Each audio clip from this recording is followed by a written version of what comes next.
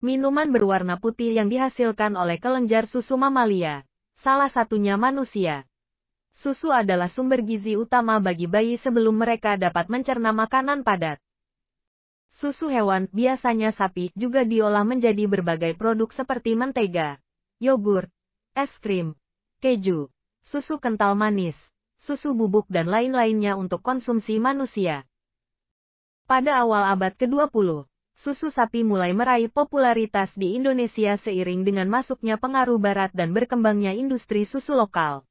Konsumsi susu sapi di negara ini telah mengalami peningkatan yang signifikan dalam beberapa dekade terakhir.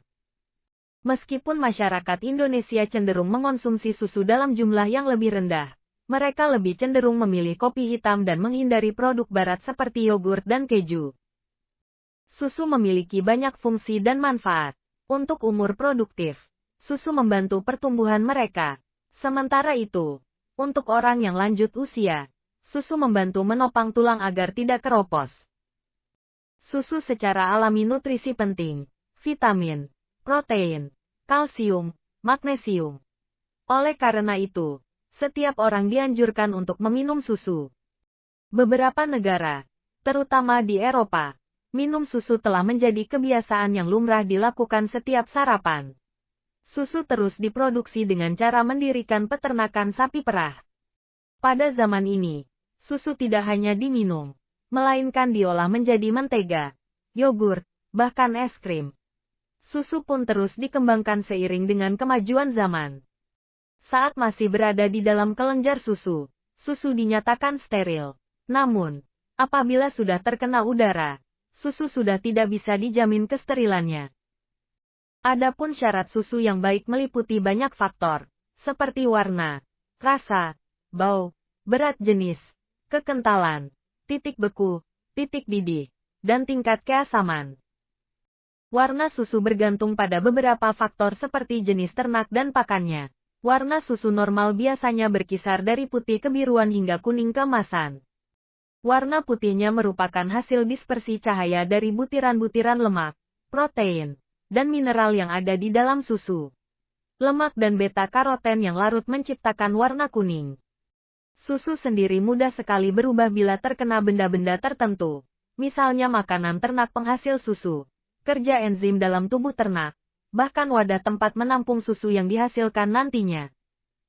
Susu kurang lemak banyak dipilih orang-orang yang ingin mengurangi konsumsi lemak di dalam susu.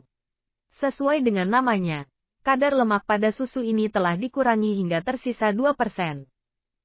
Berdasarkan kandungan lemak yang terdapat di dalamnya, produk susu dapat dibedakan menjadi beberapa tipe yaitu susu murni, susu kurang lemak, susu rendah lemak, dan susu bebas lemak atau susu skim. Pilihlah susu segar yang berasal dari peternakan mandiri, diproses secara higienis, dikemas dengan cepat, serta memiliki sertifikat standar pengolahan yang baik. Untuk memastikan kualitasnya, pastikan produk yang dipilih adalah 100% susu segar dan melalui proses pengolahan yang tepat, sehingga kandungan nutrisinya tetap terjaga. Susu segar berkualitas tinggi umumnya masih mengandung protein, kalsium, vitamin A.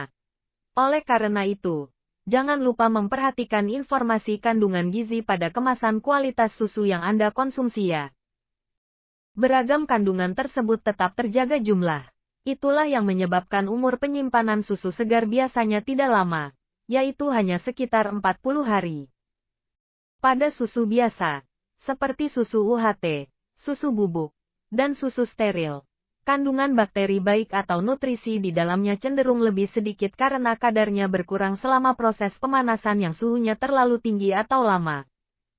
Berbeda dengan jenis susu lain yang melalui proses pemanasan bersuhu lebih tinggi, berdurasi lebih lama, dan bahkan berulang, yang berpotensi menurunkan sebagian kandungan nutrisi susu sapi.